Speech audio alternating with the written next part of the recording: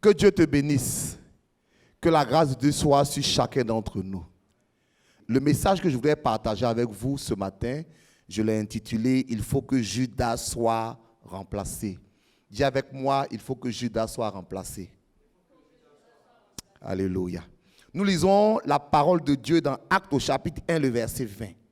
Or, il est écrit dans le livre des psaumes que sa demeure devienne déserte et que personne ne l'habite et qu'un autre prenne sa charge. Nous prions. Seigneur, bénis ta parole, je te prie. Fais-nous du bien. Bénis la vie de quelqu'un qui nous écoute. Transforme-la et utilise-moi au nom de Jésus. Amen. Nous disons encore, il faut que Judas soit remplacé.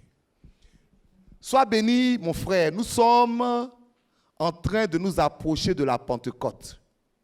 Et la Pentecôte, c'est le jour où la puissance de Dieu se manifeste dans nos vies. Dis Amen. Vous savez, en particulier dans cette période du Covid, pour ceux qui nous ont suivis, le dimanche de Pâques, nous avons prophétisé que ce dimanche de Pâques, Jésus prenait la victoire sur cette maladie et que cette victoire serait totalement manifestée pour la Pentecôte. Et je crois que Dieu a exaucé nos prières et nous bénissons son nom. Mais la Pentecôte, ce n'est pas seulement la victoire sur la maladie. La Pentecôte, c'est l'émergence d'une nouvelle génération de croyants. La Pentecôte, c'est l'émergence des gens qui sont capables de faire l'œuvre de Dieu et à qui Dieu fait confiance. Et ma prière est que quand tu vas revenir totalement dans la maison de Dieu, tu sois un chrétien d'une nouvelle génération. Amen. Et pour ça, il faut que Judas soit remplacé dans ta vie. Voilà ce qui s'est passé dans Actes des Apôtres. Il s'est trouvé que après l'ascension, Jésus a demandé à ses disciples de rester dans la ville, de ne pas bouger. Et pourtant, il venait de leur dire, allez dans le monde entier. Donc il dit allez, mais restez. Il dit restez jusqu'à ce que l'Esprit de Dieu descende sur vous. Donc il y avait une attente nécessaire par rapport à ce que Dieu voulait faire. Et cette attente-là, c'est parce que Dieu attendait un certain nombre de choses de la part de ses disciples. La première des choses, c'est qu'ils sont retournés à Jérusalem. N'aie pas peur de retourner dans la ville. Dis Amen. N'aie pas peur de tes circonstances. Parce que quelquefois, c'est dans les circonstances où tu as été vaincu, où tu as été humilié, que Dieu veut se glorifier. Jésus est mort à Jérusalem. Il est ressuscité à Jérusalem. Les disciples ont été humiliés à Jérusalem. C'est là que l'onction de Dieu est descendue. C'est dans la ville, dans tes circonstances, que Dieu veut se manifester. La deuxième des choses, c'est qu'ils sont réunis pour prier à la chambre haute. Bien-aimé, la prière décante les situations. J'espère que le Covid ou bien le confinement a fait de toi, un homme de prière, une femme de prière. J'en ai déjà parlé dans un de mes précédents messages. Mais aujourd'hui, je veux insister sur la troisième action. En fait, cette action est tellement importante, elle prend une grande partie de Actes au chapitre 1. Et quand vous lisez après cette action, dans Actes chapitre 2, l'Esprit de Dieu est descendu. Cette action, c'est laquelle? C'est que les disciples se sont réunis pour remplacer Judas. Il faut que toi aussi, Judas, soit remplacé dans ta vie. Regarde, quelqu'un dira en quoi c'était important. Parce que ce qui est bizarre, c'est qu'ils ont choisi un homme qui s'appelle Matthias pour remplacer Judas. Mais quand vous lisez dans la parole de Dieu, vous ne retrouverez plus jamais le nom de Matthias. À la réalité, c'est le seul verset dans la Bible où son nom est prononcé. Donc c'est comme s'il est venu pour combler un trou qui était important. Et après Dieu a dit, mais tu as fait ton travail. Et ce travail, c'est lequel? C'est de remplacer Judas. Les disciples, les apôtres, sans Matthias, sans le remplacement, étaient incomplets. Parce que 12 est le chiffre de l'élection. Il y avait 12 tribus d'Israël. Alléluia.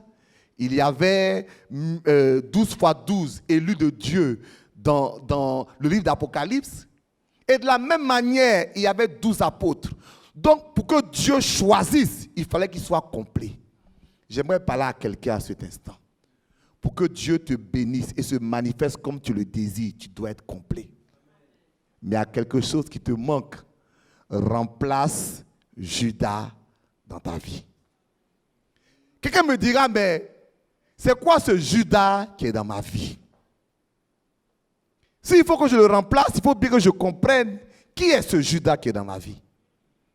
Mais pour le comprendre, tu dois comprendre d'abord qui était Judas.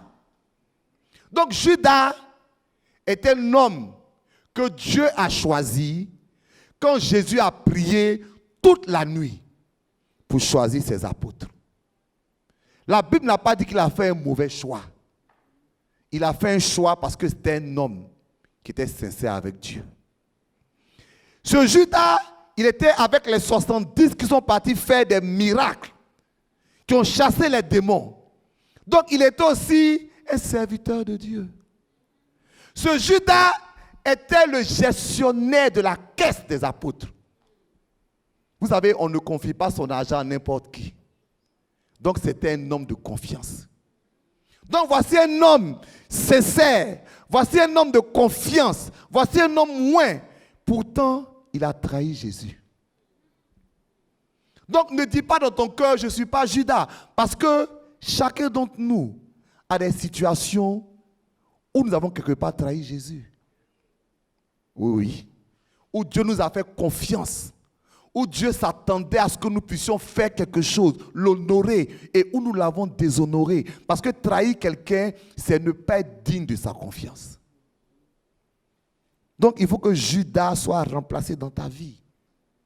Parce que si ce n'est pas le cas, il va te manquer quelque chose. Dis Amen. Que sa demeure devienne déserte. Il ne s'agit pas ici donc de la personne, mais de la demeure de Judas. La demeure, c'est le lieu de résidence de quelqu'un. Donc, dans ton cœur, là, quelle est la place que tu laisses à l'esprit de Judas?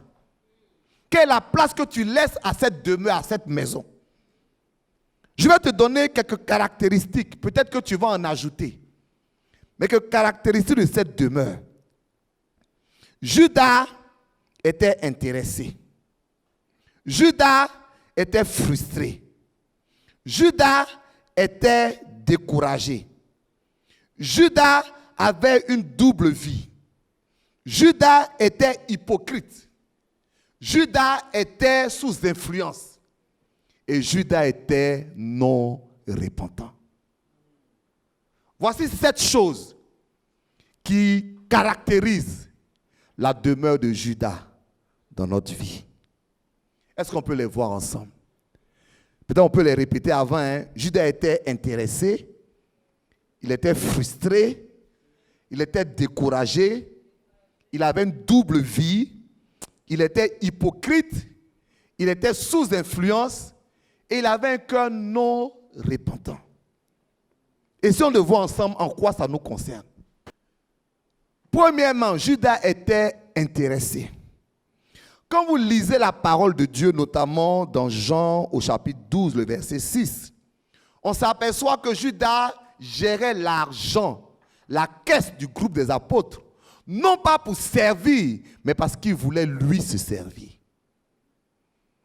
Être intéressé, c'est avoir les yeux sur la bénédiction plutôt que sur le bienfaiteur. Nous vivons dans l'époque de l'évangile de l'intéressement. Aujourd'hui, chaque chrétien est chrétien parce qu'il a sa liste de demandes, que Dieu soit satisfait. Et ça fait que l'esprit de Judas s'est développé dans l'église. Pasteur, tu parles de quoi? Quand tu vas dans l'église, tous les programmes qui sont des programmes en guillemets de bénédiction, c'est ça que les chrétiens cherchent. Mais les programmes qui vont les approcher de Dieu, ça ne les intéresse pas. On est intéressé par la bénédiction plus que par le bienfaiteur. Et quand c'est comme ça, bientôt on va trahir Jésus. Que l'esprit de l'intéressement quitte nos cœurs. que nos yeux arrêtent d'être fixés uniquement sur la bénédiction. Que nos yeux arrêtent d'être fixés uniquement sur le travail, sur le mariage, sur les finances, sur l'enfantement. Je prie pour que Dieu développe une nouvelle génération de croyants.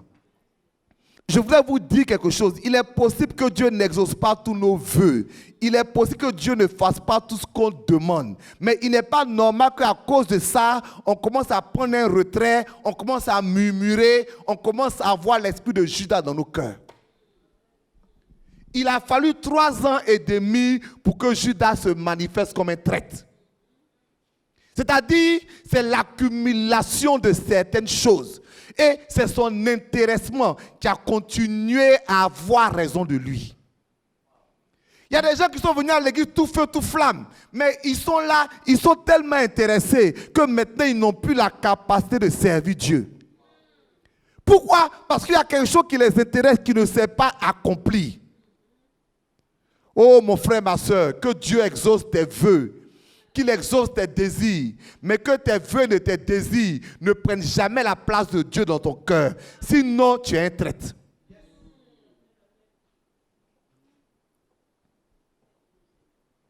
Judas était frustré. Le nom de Judas est révélateur. Vous savez, dans la Bible, les gens avaient un seul nom. Et chaque fois qu'on mettait un deuxième nom sur leur nom, c'est qu'il y avait une signification. On dit Jésus de Nazareth. Amen. On dit Simon-Pierre. Le Pierre, c'est un surnom qui lui avait été donné. On dit Paul de Tarse. Le deuxième nom est là pour indiquer quelque chose de complémentaire. Donc, ce n'est pas un nom en tant que tel. Donc, Judas Iscariote, Iscariote n'est pas son deuxième nom. Iscariote est là pour faire une précision sur Judas. Et quelle est cette précision? Iscariote, ça veut dire Ishcariote. Encore Ishkériote. Ish en hébreu, ça veut dire l'homme. Et Kériote est une ville. En quoi est-ce que ça nous intéresse? C'est que Kériote est une ville qui est située en Judée.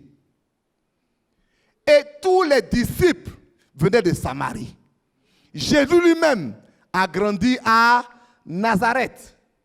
On disait Jésus de Nazareth. Et Nazareth est où ça? C'est en Galilée. Quand Jésus faisait son ministère, c'était dans la mer de Galilée. Il s'est trouvé que lorsque Pierre voulait nier connaître Jésus, on l'a reconnu. On dit l'accent des Galiléens. Donc les Galiléens avaient leur accent à part. Ils avaient leurs histoires à part. Et quand ils se réunissaient, je suppose qu'ils parlaient de la Galilée. Et que Judas était frustré. Il dit, attends, donc Jésus a des amis particuliers alors. Donc Jésus là, c'est le gars des Galiléens. Donc le groupe là, c'est le groupe des Galiléens. Donc moi, je suis là pour rien alors. Mon ami, la frustration m'a fait de toi un traître. La frustration se construit dans la vie d'un chrétien quand, au lieu de regarder sa relation personnelle avec Dieu, il est plus intéressé de la relation des autres avec Dieu. Parce qu'à la réalité, Jésus aimait tellement Judas qu'il lui a confié la gestion de ses ressources. Ce qu'il n'a pas confié à ses frères galiléens. Mais Judas n'a pas regardé ça. Il a plutôt regardé pour dire, mais moi je suis exclu. Les chrétiens ne sont pas concentrés sur leur propre bénédiction. Ils sont concentrés sur la bénédiction des autres et ça les rend frustrés. Quand tu laisses la frustration grandir dans ton cœur, tu es sur le chemin de la trahison. Judas était découragé. Pourquoi? Car quand vous consultez la tradition, on dit que Judas était un zélote. Qu'est-ce que les zélotes? C'est les gens qui voulaient que Jésus chasse les Romains.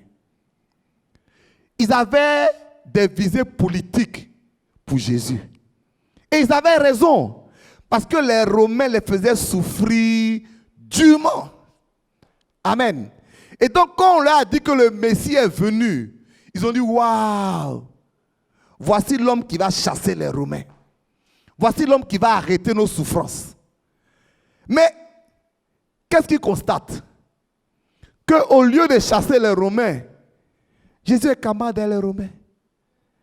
jusqu'à il s'en va guérir l'enfant d'un Romain. Waouh! Donc, dans l'esprit des zélotes, c'est Jésus qui les traite.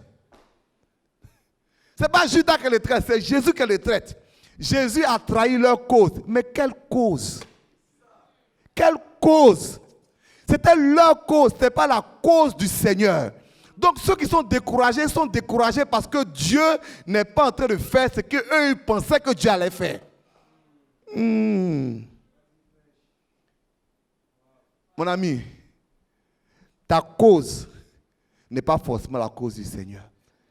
Et un enfant de Dieu doit accepter ça. Le jour où Jésus partait combattre, il a vu un ange qui est arrivé. Josué est content parce qu'il s'est dit que c'est lui l'homme de Dieu. C'est lui le serviteur de Dieu. Donc il court, il va trouver l'ange. Il dit, mon frère, tu es arrivé. Il dit, tu es dans quel côté dans cette bataille? Et le gars le décourage. Il dit, moi aussi du côté de Dieu. Je ne suis pas venu pour toi, Josué, ni pour tes ennemis. Je suis venu du côté de Dieu. C'est-à-dire, Dieu n'a pas de côté pour nous, mais nous rejoignons le côté de Dieu. Ce matin, toi qui m'entends, arrête d'être découragé parce que Dieu n'est pas en train de faire ton programme. C'est-à-dire, tu es venu à l'église, tu avais un programme. Des fois, notre programme est chronogrammé. Dans 1 an, je me marie. Dans 2 ans, j'ai un enfant. Dans 6 mois, je travaille. Ce n'est pas mauvais, mais est-ce que c'est ce que Dieu veut? Et évidemment, quand le programme est autre, tu es découragé. Donc, voici Judas qui est découragé parce que Jésus n'est pas en train de chasser les Romains, mais au contraire, il fait camarade avec eux. Beaucoup de commentateurs pensent que le jour où même Jésus est devenu l'ennemi des zélotes, c'est le jour où on lui a montré une pièce et on lui a demandé, mon ami, à qui il faut payer l'impôt? Et Jésus a dit, rendez à César ce qui est à César et à Dieu ce qui est à Dieu. Quoi? Donc non seulement tu n'as pas chassé les Romains, mais en plus nous demandons de nous soumettre à eux. Que Dieu nous aide à ne pas vouloir que Jésus soit le réalisateur. Non, pas du tout. Que Jésus soit l'acteur de notre film. Voilà, ça dit, non, nous sommes les producteurs, les réalisateurs, les metteurs en scène, et puis Jésus est l'acteur. Tu as le payer combien à la fin? Tu as l'argent pour le payer? Judas avait une double vie. Que Dieu éloigne la double vie de nous. Voilà. Le matin, Judas est gestionnaire des fonds de la communauté. Le soir, c'est un voleur. Et ça, la double vie. La double vie, c'est qu'il y a ta vie à l'église et puis il y a ta vie en privé. Donc, le matin, tu es diacre. Le soir, tu es maître. Tu n'es pas maître d'école. Tu es maître, tu es une maîtresse. Des fois, pas une, plusieurs. La Bible dit, et ça je vais insister, que nous sommes la lumière du monde et que nous sommes le sel de la terre. Et Jésus dit, le sel ne sert plus à rien s'il perd son goût. On a perdu notre goût. Aujourd'hui, tu vas dans le monde, tu parles des chrétiens, est-ce que les gens nous calculent? Parce qu'ils ont vu le prédicateur le matin venir chercher une femme la nuit. Ils ont vu le gars qui chante à la chorale voler dans la caisse de l'entreprise. Ils ont vu celui qui fait l'accueil en train de frapper les gens au quartier. Cette dichotomie, excusez-moi, cette différence entre notre vie publique et notre vie privée, c'est la marque de la trahison. Pourquoi est-ce qu'on trahit? Parce que la Bible dit, à cause de vous, le nom de Dieu est blasphémé parmi les païens. Judas était hypocrite. Qu'est-ce qu'un hypocrite? C'est quelqu'un qui te présente un visage, alors que dans son cœur, il y a quelque chose d'autre. L'hypocrisie de Judas arrivait à un tel niveau où, au moment d'aller livrer Jésus, au lieu simplement de le montrer, il s'est approché de lui et puis il l'a embrassé. Et Jésus dit, est-ce que par un baiser que tu livres le Fils de l'homme? Waouh! En d'autres termes, toi, ton niveau de traîtrise là, c'est fort. L'hypocrite, c'est celui qui sourit avec toi le matin et qui te critique le soir. Malheureusement, ils sont pleins dans nos églises. Malheureusement, quelquefois, nous le faisons. Si nous ne sommes pas amis avec quelqu'un, soyons sincères. Amen. Ne disons pas amen à son témoignage pour dire, oh, lui, il ment. Quand je dis il faut que Judas soit remplacé, j'ai compris que on pense que Dieu n'est pas là à cause de beaucoup de grandes choses. Or, en fait, Dieu n'est pas là à cause de toutes ces choses. Comment vous voulez qu'on soit dans une église en train de lever les mains pour prier, demander à Dieu de faire descendre son onction, quand deux personnes sont côte à côte et que les deux personnes médisent l'une de l'autre? Comment est-ce que l'Esprit de Dieu va descendre?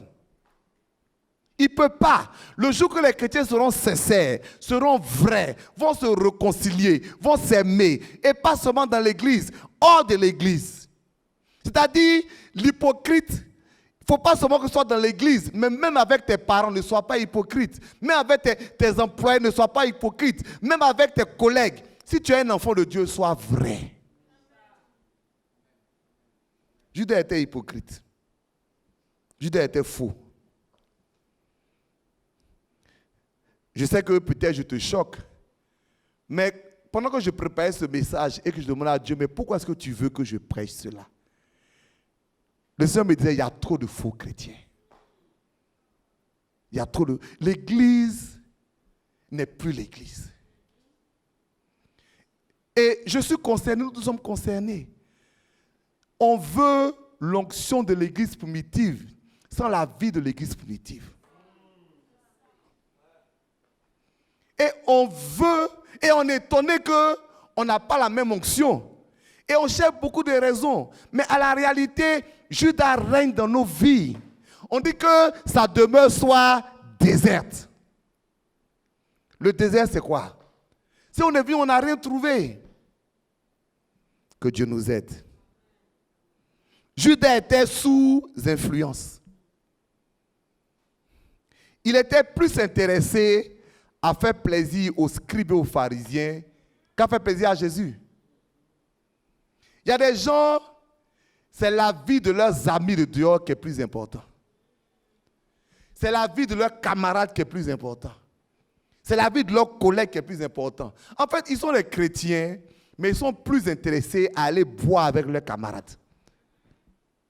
Non, je vais être avec mes camarades. Mais tu fais quoi avec eux? Heureux celui qui ne marche pas sur le conseil des méchants. N'est-ce pas? Qui ne s'arrête pas et qui ne s'assoit pas. C'est ça, non? Mais qui trouve son plaisir dans la loi de l'Éternel. Il y a des gens que tu fréquentes et quand tu les fréquentes, ça détruit ta vie. Il y a des conseils que tu ne dois plus entendre parce que ça empêche l'onction de Dieu de tomber sur ta vie. Il y a des gens à qui tu ne dois plus faire plaisir. Que Dieu nous aide. Judas, finalement, n'était pas repentant. Car lorsque Pierre a rejeté Jésus et que Pierre a vu Jésus, il lui a demandé pardon. Alléluia. Et Jésus a pardonné à Pierre. Mais quand Judas a vu qu'il a trahi Jésus, est-ce qu'il s'est approché de Jésus? Non, non, il est allé se pendre. Ce n'est pas de la repentance, c'est du remords. Il y a trop de remords. Le remords, c'est quoi? C'est la tristesse par rapport à quelque chose qu'on a fait. La repentance, c'est quoi? C'est le changement d'attitude par rapport à quelque chose qu'on a fait. Le remords ne va pas t'envoyer quelque part. C'est pourquoi tu pleures depuis que tu ne changes pas. On ne t'a pas demandé de pleurer, on dit de changer. Hein? Ou bien, on ne t'a pas demandé de pleurer, on dit de changer. Il y a des gens, on ne les croit plus quand ils pleurent. Ben, ils ont trop pleuré. Quand tu les vois pleurer, tu es sûr qu'ils vont quitter ça, ils ne vont plus recommencer. Mais voilà 2 jours après. Ils vont dire non, la chair est faible. Mais les os sont durs. Il faut arrêter la chair faible là. Il faut changer. Alléluia. Il faut changer. Sois repentant, c'est-à-dire, ce n'est pas les pleurs que Dieu veut, c'est un changement. Dis avec moi, il faut que Judas soit remplacé. Il dit que sa demeure soit trouvée déserte. Mais le verset suivant est aussi intéressant. Et que personne ne l'habite. Il ne s'agit pas pour toi d'abandonner des choses pour les retrouver quelque temps après. Il ne s'agit pas pour toi, chaque fois que tu entends un message, tu laisses et puis après tu reprends. Il ne s'agit pas pour toi de continuer d'être la même personne. Il ne s'agit pas pour toi, il y en a pire même. Ils laissent et puis ils reprennent des choses encore plus graves. Que personne n'habite cette demeure. Est-ce que tu es prêt à te repentir sincèrement pour être une nouvelle personne? Je me suis interrogé, pourquoi est-ce que les gens reprennent ce qu'ils ont abandonné? Et j'ai compris que les gens sont dans l'émotion. Non, c'est sincère. Tu vois, le mot repentance lui-même là, c'est un mot qui est totalement incompris. Le mot repentance, c'est la traduction d'un mot dans la Bible. Et le mot qui est dit, c'est métanoïa. Méta, changer, noa, façon de penser. En d'autres termes, tant que tu n'as pas compris que l'adultère c'est mauvais, mais foncièrement de le plus fond de ton âme, tu as beau pleurer, tu vas retourner à ça. Parce que le message du pasteur t'a effrayé. Ou bien on a parlé de l'enfer et tu as été triste. Mais ce n'est pas ça le problème. Est-ce que dans ton âme même tu rejettes, tu comprends que tu es en train de détruire ton corps? Est-ce que tu comprends que ça te fait du mal? Est-ce que tu comprends? Tant que tu n'as pas compris. C'est pour ça la religion, on va voir tout à l'heure, la religion ne va rien te donner. La propre justice ne va rien te donner, on va voir tout à l'heure. Mais pour que tu deviennes une nouvelle personne, il faut que tu changes de mentalité. Dis-moi, change de mentalité. Que personne ne l'habite. Je veux que Dieu fasse de toi une nouvelle génération. Une nouvelle personne. Que la gloire de Dieu soit sur ta vie. Et il est dit qu'un autre prenne sa charge. Donc, si tu t'es débarrassé de la demeure de Judas, si tu n'as pas reconstruit cette demeure dans ta vie, ça ne suffit pas. Il faut que tu construises de nouvelles valeurs dans ta vie. Car c'est les nouvelles valeurs qui remplacent les anciennes. Amen. Jésus dit quand tu chasses un démon, amen, et que la salle est restée là, dans le même état, n'est-ce pas? Les démons reviennent. Mais ce n'est pas ça. Donc la seule manière pour que les démons ne reviennent pas, c'est que la salle soit remplie par d'autres choses. Parce que la nature aurait du vide. Si tu n'as pas rempli ta vie avec des choses positives, le négatif va venir. Et si tu ne laisses pas quelqu'un d'autre prendre la place de Judas dans ta vie, il va revenir. Elle force, hein? Et malheureusement, ton cas sera plus grave que la première fois. Donc, on est dans l'église, on change, or on ne change pas. Que Dieu nous aide ce matin. Une nouvelle génération de croyants. Donc, que quelqu'un d'autre prenne sa charge. Il s'agissait maintenant de trouver qui était ce quelqu'un d'autre. Et ce jour-là, il y avait 2 candidats. Le premier candidat il s'appelait Joseph, virgule, nommé Barsabas, virgule, nommé Justus. Comme j'ai dit souvent, les Juifs, ils ont un seul nom. Quand on met d'autres noms dessus, c'est que c'est des surnoms qui leur sont attribués pour définir quelque chose de leur personne. Donc, voyons pourquoi cet homme s'appelait Joseph, certes, mais pourquoi il s'appelait Barsabas, pourquoi il s'appelait Justus. Donc, Joseph, c'est son nom. Barsabas, ça veut dire le fils du sabbat. Et Justus, ça veut dire le juste. En d'autres termes, ces deux termes-là étaient très semblables. Joseph, celui qui respectait la loi, le fils du sabbat, et il était juste. Dis Amen. Et l'autre s'appelait Matthias. Et Matthias veut dire simplement le don de Dieu. Matthias, ça vient du mot matatia, le don de Dieu. À la réalité, aux yeux des hommes, qui on devait prendre?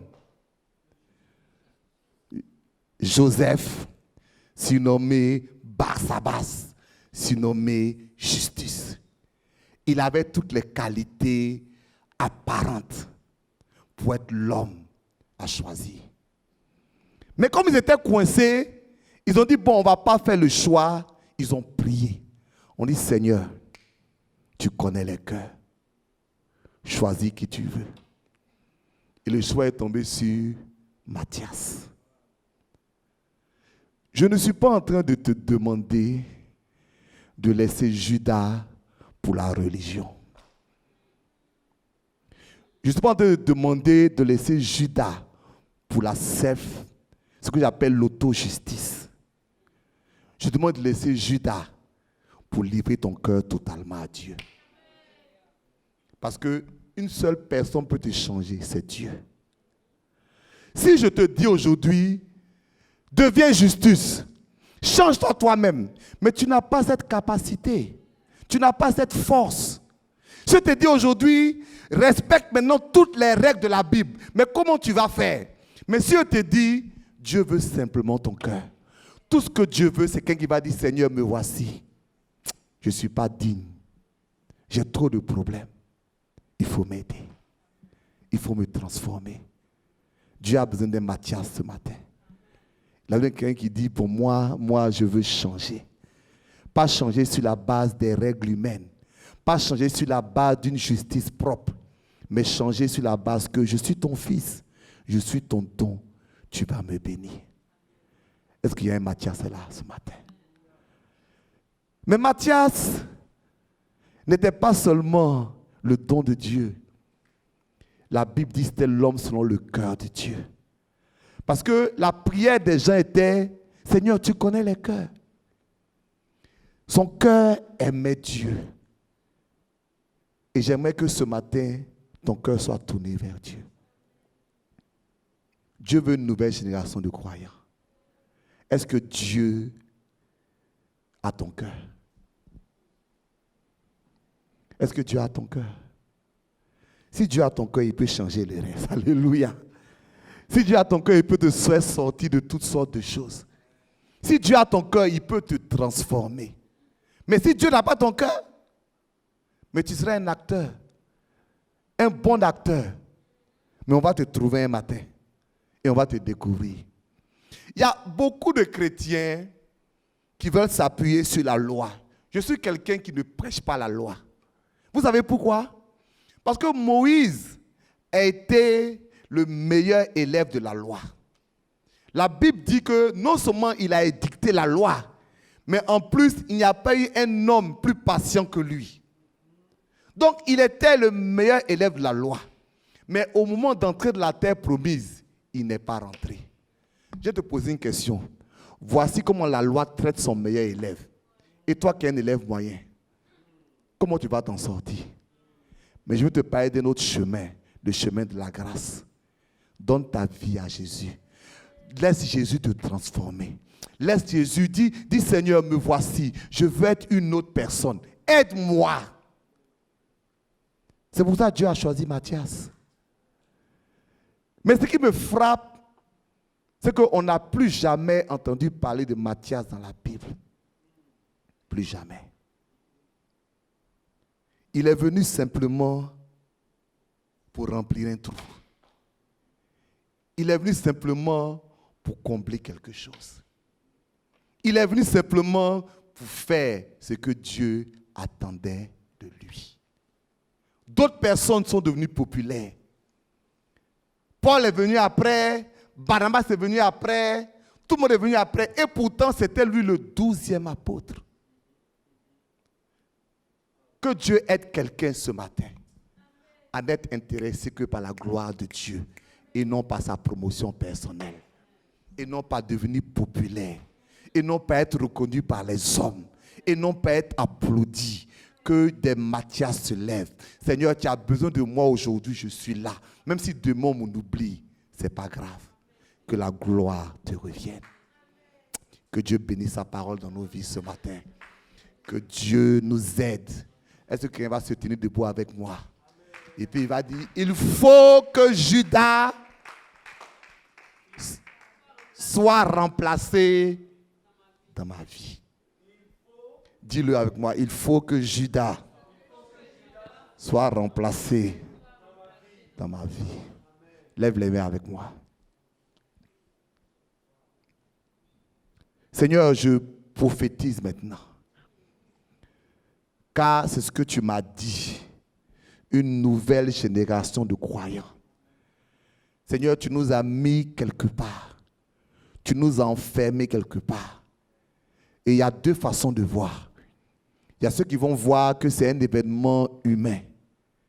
Et puis il y a ceux qui vont voir un événement spirituel. Et ceux qui vont voir un événement spirituel vont se poser la question, comment est-ce que l'église peut être fermée? Ils vont se poser la question, si Dieu aime tant l'église, pourquoi l'église est fermée? C'est qu'il y a un travail que Dieu veut faire dans l'église. Et chacun va se poser la question, si Dieu veut faire un travail dans l'église, et moi? Seigneur, je t'en supplie, fais germer une nouvelle génération. Et je veux y être. Et je veux que nous y soyons tous. Bénis-nous. Que Judas soit remplacé dans nos vies. Et que Matthias s'installe. Pour que, comme l'onction est descendue à la Pentecôte, elle descende dans nos vies et dans nos circonstances. Au nom de Jésus. Amen.